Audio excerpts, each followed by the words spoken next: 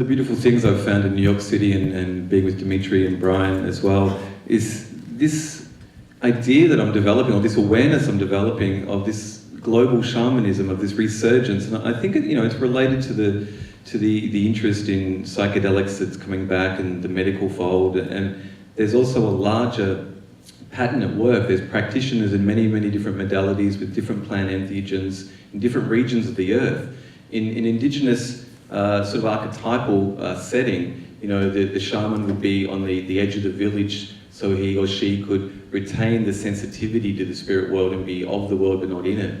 And if a shaman was responsible for, say, 100 people in a village, that 1-to-100 ratio in a world of 7 billion people needs 70 million or more practitioners to work in their parts of the global village. And I think that's a real, it's really anchored in a place like New York, which is so multicultural and built up on the foundations of many different cultures coming together as one identity. And I really I felt that in the practice today with Brian and Dimitri. I was wondering if you guys had any thoughts on this, this global shamanism and through Iboga or through your different practices.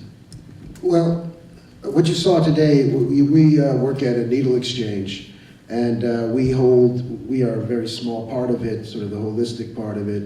And what you saw at the beginning of the morning was our weekly circle. Basically active drug users, most of them homeless, many of them formerly incarcerated.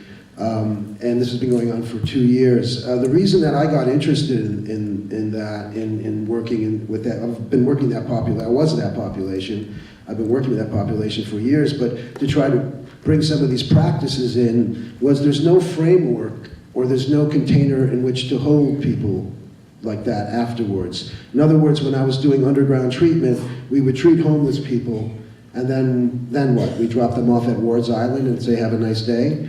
There was no way where they could contextualize it. So Brian and I started working, I guess almost 3 years ago, shortly before I was arrested, and fortunately I had a little part-time job after I was arrested.